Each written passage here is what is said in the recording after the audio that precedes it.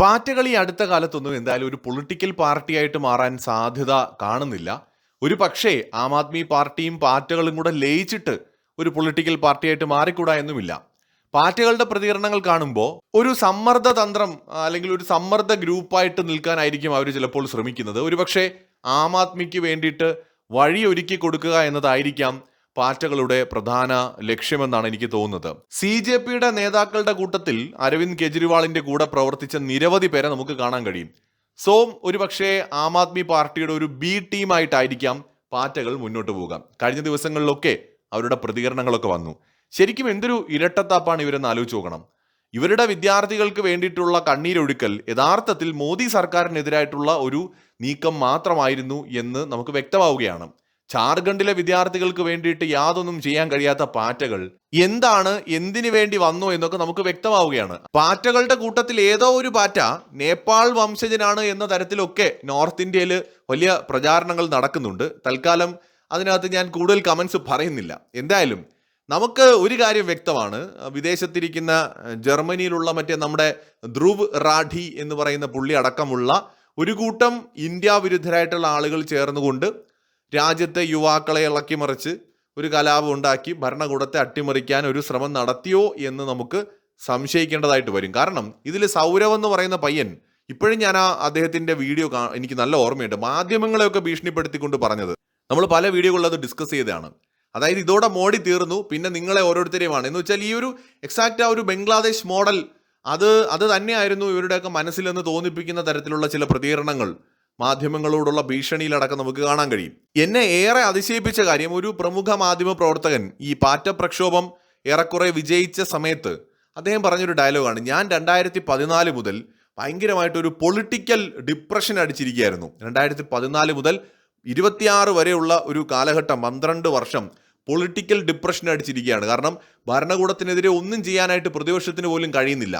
CJPയുടെ വരവ് ശരിക്കും എൻ്റെ മനസ്സിനെ വല്ലാതെ അങ്ങ് ശാന്തമാക്കി കളഞ്ഞു എന്ന് നമ്മുടെ ഒരു മലയാളിയായിട്ടുള്ള ഒരു മാധ്യമപ്രവർത്തകൻ ഒരു പ്രമുഖ ചാനലിൽ ഇരുന്ന് പറയുന്നത് ശ്രദ്ധയിൽപ്പെട്ടു. അദ്ദേഹത്തിന്റെ മുഖത്ത് ആശ്വാസം ഉണ്ടായിരുന്നു. കാരണം നരേന്ദ്രമോദി അധികാരത്തിൽ വരുന്നത് എന്തോ വലിയൊരു പ്രശ്നമായിട്ട് കണ്ടിരുന്ന വ്യക്തികളിൽ ഒരാളായിരിക്കാം അദ്ദേഹം. അദ്ദേഹത്തിനൊന്നും ഈ നാട്ടിൽ നടക്കുന്ന ഡെവലപ്മെന്റിനെ കുറിച്ച് കണ്ണു തുറന്ന് കാണാൻ കഴിയില്ല. എന്തെങ്കിലുമൊക്കെ വീഴ്ചകൾ ചൂണ്ടിക്കാണിക്കാൻ ചിലപ്പോൾ കാണും.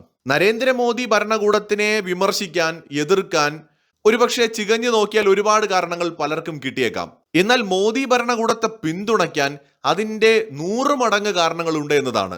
രാജ്യത്ത് നടക്കുന്ന സകല മേഖലയിലെ വികസനവും, അത് ടെക്നോളജി മേഖല ആയിക്കോട്ടെ, ഡിഫൻസ് ആയിക്കോട്ടെ, റെയിൽവേ ആയിക്കോട്ടെ, റോഡ് ആയിക്കോട്ടെ, സകല മേഖലയിലും നടക്കുന്ന വികസനം ആർക്കെങ്കിലും കണ്ടില്ല എന്ന് വയ്ക്കാൻ പറ്റുമോ? നിഷേധിക്കാൻ പറ്റുമോ? മോദിയുടെ കീഴിൽ ഇന്ത്യ ശക്തമായി വളരുന്നു എന്ന വസ്തുത നിഷേധിക്കാൻ പറ്റുമോ? കണക്കുകൾ വെച്ച് തന്നെ അതിനെ നമുക്ക് സ്ഥാപിക്കാനും കഴിയും. അപ്പോൾ ഇവിടെ നമ്മൾ മനസ്സിലാക്കേണ്ടത് മോദി ഒരു ശക്തനായ ഭരണാധികാരിയാണ്. അപ്പോൾ മെജോറിറ്റി ജനങ്ങൾക്ക് ആ തിരിച്ചറിവുള്ളത് കൊണ്ടാണ് വീണ്ടും വീണ്ടും അദ്ദേഹം അധികാരത്തിൽ വരുന്നത്. പാറ്റകളെ പോലുള്ളവരെ ഇറക്കിയിട്ട് അതിനെ അട്ടിമറിക്കാൻ കഴിയുമോ എന്ന് പലരും ശ്രമിച്ചു നോക്കുന്നതാണ് നമ്മൾ കാണുന്നത്. ഈ അഭിജിത്തിന്റെ ഒക്കെ പൊളിറ്റിക്കൽ സ്റ്റാൻഡ് ശരിക്കും കോമഡിയാണ്. അദ്ദേഹത്തിനൊക്കെ ധാർമ്മികമായിട്ട് എങ്ങനെയാണ് ഈ ഭരണകൂടത്തിനെ വിമർശിക്കാൻ കഴിയുന്നതെന്ന് എനിക്ക് മനസ്സിലാവുന്നില്ല. അദ്ദേഹത്തിന്റെ തന്നെ പ്രിയപ്പെട്ട അരവിന്ദ് കെജ്രിവാളിന്റെ പാർട്ടി ഭരിക്കുന്ന പഞ്ചാബിൽ ചോദ്യപേപ്പർ ചോരുകയും 100 പ്രശ്നങ്ങൾ ഉണ്ടാവുകയും ചെയ്യുമ്പോൾ അതൊന്നും കണ്ടില്ല എന്ന് നടിച്ചുകൊണ്ട് ജാർഖണ്ഡിൽ വിദ്യാർത്ഥികൾ തെരുവിൽ കിടക്കുമ്പോൾ അതിനൊന്നും ധാർമ്മികമായി നമ്മൾ ജന്തർ മന്ദറിൽ കൊടുത്തൊരു പിന്തുണ ഇവർ കൊടുക്കുന്നതായിട്ട് നമ്മൾ കാണുന്നില്ല. ഇതൊന്നും ചെയ്യാതെ ഇവരെടുക്കുന്ന പൊളിറ്റിക്കൽ സ്റ്റാൻഡ് എന്താണെന്നുള്ളത് കോമൺ സെൻസ് ഉള്ള ആർക്കും മനസ്സിലാക്കാവുന്നതേ ഉള്ളൂ. ഇപ്പോൾ ജാർഖണ്ഡിൽ സമരം നടക്കുന്നത്, വിദ്യാർത്ഥികൾ സമരം ചെയ്യുന്നത് BJP ഗവൺമെന്റിനെതിരായിരുന്നു എന്ന് കരുതുക. എപ്പോൾ പാറ്റകൾ പറന്നവിടെ വീണെന്ന് കേട്ടാൽ മതി, ഒരു സംശയവും വേണ്ട. അപ്പോൾ അത് കോൺഗ്രസിന്റെ നേതൃത്വത്തിലുള്ള അല്ലെങ്കിൽ ഇന്ത്യ മുന്നണിയുടെ നേതൃത്വത്തിലുള്ള ഒരു ഭരണകൂടം ആയതുകൊണ്ടാണ് പാറ്റകൾ കാര്യമായിട്ട് അങ്ങോട്ട് പറന്ന് ചെല്ലാത്തത്. അപ്പോൾ പാറ്റകളുടെ ഉദ്ദേശം എന്ന് പറയുന്നത് ഒരു രാഷ്ട്രീയ പ്രേരിതമായ കാരണങ്ങളാണ്. ഇത് ഇന്ത്യയിലെ ജെൻസിക്ക് മനസ്സിലായിട്ടുണ്ട് കേട്ടോ. ഈ ജെൻസി എന്ന് പറഞ്ഞ് പൊതുവൽക്കരിക്കലാണ് മറ്റൊരു പരിപാടി. പാറ്റകളുടെ കൂടെ നിൽക്കുന്ന 4-3 അല്ല ഇന്ത്യയുടെ ജെൻസി. ഇന്ത്യയുടെ യഥാർത്ഥ ജെൻസി ഇവിടെ ആരും കണ്ടിട്ടില്ല. അവരാരും അങ്ങനെ തെരുവിൽ ഇറങ്ങിയിട്ടുമില്ല. അവർക്ക് പഠിക്കാനുണ്ട്, അവർക്ക് അവരുടെ ഭാവിയെക്കുറിച്ച് ചിന്തിക്കണം. അവരൊരുപാട് രാജ്യത്തിന് വേണ്ടിയിട്ട് പ്രവർത്തിച്ചുകൊണ്ടിരിക്കുകയാണ്. അവർക്ക് എന്തായാലും ഈ പറയുന്ന സമരത്തിന് ഇറങ്ങി നിൽക്കാൻ സമയമല്ല. അവരുടെ പ്രതിഷേധങ്ങളൊക്കെ അവർ അറിയിക്കേണ്ട സമയത്ത് അറിയിച്ചിട്ടുണ്ടാവും പല വിഷയങ്ങളിലും. പക്ഷെ അവർക്ക് ഈ പാറ്റകളെ പോലെ യാതൊന്നും ചെയ്യാതെ പോയി കിടക്കാൻ പറ്റില്ല. അവർക്ക് അവരുടേതായ ജോലികളുണ്ട്, അവർക്ക് ലൈഫിനെ കുറിച്ച് വലിയ സ്വപ്നങ്ങളുണ്ട്. അപ്പം അതിൻ്റെ പുറകിലാണ് അവർ. സോ അവർക്ക് ഈ പറഞ്ഞ പോലെ സാമ്പത്തിക സഹായമൊന്നും വേറെ എവിടെ നിന്നും കിട്ടാനില്ല. അവർ കഷ്ടപ്പെട്ട് പഠിച്ച് നേടിയെടുക്കണം. അതുകൊണ്ട് തന്നെ നീറ്റ് പരീക്ഷയിൽ റാങ്ക് നേടിയ പിള്ളേർ അവരുടെ അടുത്ത ലൈഫിലെ തുടർന്നുള്ള പഠനങ്ങളുമായിട്ട് മുന്നോട്ട് പോവാണ്. ഈ സമരം ചെയ്തവരൊക്കെ നീറ്റ് പരീക്ഷ എന്തെന്ന് പോലും അറിയാത്തവരാണ് മെജോറിറ്റി. അഭിജിത്ത് നീറ്റ് പരീക്ഷ എഴുതിയ ആളാണോ? സൗരവ് എഴുതിയ ആളാണോ? അല്ല. അപ്പൊ ഇവരുടെ ഉദ്ദേശം മോദിയായിരുന്നു. പക്ഷെ അതായിരുന്നു എന്നുള്ളത് ഇപ്പോൾ റിവീലായി. സമരം നിന്നതിന് ശേഷമാണ് ജെൻസി തന്നെ തിരിച്ചറിയുന്നത് പാറ്റകളുടെ ഉദ്ദേശം ജെൻസിയെ നന്നാക്കലല്ല, മറിച്ച് മോദിയായിരുന്നു എന്ന്. ഇനിയാണ് ഇതിനകത്ത് നമ്മൾ മനസ്സിലാക്കേണ്ടത്, മോദി ഗവൺമെന്റ് ശരിക്കും പാറ്റകളെ എന്നേക്കുമായിട്ട് തുടച്ചു നീക്കിയെന്ന് തന്നെ പറയാം. ഇനി പാറ്റകൾക്ക് ഇടപെടാൻ ബുദ്ധിമുട്ടാണ്. കാരണം ഇന്ത്യയിലെ പല സ്റ്റേറ്റുകളും ഭരിക്കുന്ന പല പൊളിറ്റിക്കൽ പാർട്ടികളുമാണ്. അവിടെയൊക്കെ തന്നെ ഇപ്പോൾ ചോദ്യപേപ്പർ ചോർച്ച അല്ലെങ്കിൽ പല ഗവൺമെന്റ് എടുക്കുന്ന പല ഡിസിഷൻസിനെതിരായിട്ടൊക്കെ പ്രതിഷേധങ്ങൾ ഉണ്ടാവും. പ്രത്യേകിച്ച് ജെൻസി മുമ്പിലോട്ട് ഇറങ്ങി വന്നു കഴിഞ്ഞാൽ എല്ലായിടത്തും പോയി പാറ്റകൾ എങ്ങനെ സപ്പോർട്ട് ചെയ്യും? ഇപ്പോൾ പഞ്ചാബിൽ ഉണ്ടാവുന്ന പ്രക്ഷോഭങ്ങളെ പാറ്റയ്ക്ക് സപ്പോർട്ട് ചെയ്യാൻ പറ്റുമോ? ആം ആദ്മി പാർട്ടിയിലെ പഞ്ചാബ് ഭരിക്കുന്നത്, കോൺഗ്രസ് ഭരിക്കുന്ന അല്ലെങ്കിൽ ഇന്ത്യ മുന്നണി ഭരിക്കുന്ന സ്റ്റേറ്റുകളിൽ പോയിട്ട് സപ്പോർട്ട് ചെയ്യാൻ പറ്റുമോ? പറ്റില്ല. അതേസമയത്ത് BJP ഭരിക്കുന്ന സ്റ്റേറ്റ് ആണെങ്കിൽ സപ്പോർട്ട് ചെയ്യാം. അങ്ങനെ സപ്പോർട്ട് ചെയ്യാൻ പോകുന്ന സമയത്ത് എന്ത് പറ്റും? പാറ്റകൾ വീണ്ടും വീണ്ടും എക്സ്പോസ് ആവും. ഇവരുടെ ഇന്റൻഷൻ എന്താണ് എന്നുള്ളത് മനുഷ്യർ അല്ലെങ്കിൽ വിദ്യാർത്ഥികളും ജനങ്ങളും തിരിച്ചറിയും കൂടുതലായിട്ട്. ഇപ്പോൾ തന്നെ ഓൾറെഡി എല്ലാവരും അറിഞ്ഞു. യഥാർത്ഥത്തിൽ നമ്മൾ ഈ പാറ്റകളെന്ന് കരുതിയത് പാറ്റകളായിരുന്നില്ല എന്നാണ് ഇന്ത്യൻ രാഷ്ട്രീയം ഭാവിയിൽ അടയാളപ്പെടുത്താൻ പോകുന്നത്.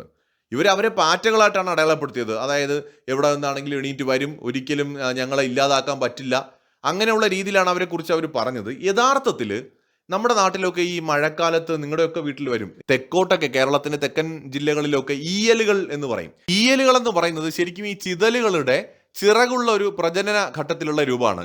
സാധാരണയായിട്ട് ഈ മൺസൂൺ മഴയുടെ തുടക്കത്തിലൊക്കെ മഴ പെയ്യുന്ന ശേഷമുള്ള വൈകുന്നേരങ്ങളിലായിരിക്കും ഇവ കൂട്ടത്തോടെ പറന്നങ്ങ് വരും. ഒരെണ്ണമൊന്നും ആയിരിക്കത്തില്ല, കൂട്ടത്തോടെ പറന്നു വരും, ലൈറ്റിന് ചുറ്റും നിറഞ്ഞിരിക്കും. അങ്ങനെയാണ് ഇവ പൊതുവെ വരാറുള്ളത്. പക്ഷെ സത്യം എന്താണെന്ന് വെച്ചാൽ വളരെ കുറച്ചു മാത്രമാണ് ഇവയുടെ ആയുസ്, ഏതാനും മണിക്കൂറുകൾ മാത്രം. കുറച്ചു നേരം പറന്നതിന് ശേഷം ഇവയുടെ ചിറകുകൾ കൊഴിഞ്ഞു വീഴുന്നത് നമ്മുടെ കൺമുന്നിൽ തന്നെ നമുക്ക് കാണാം.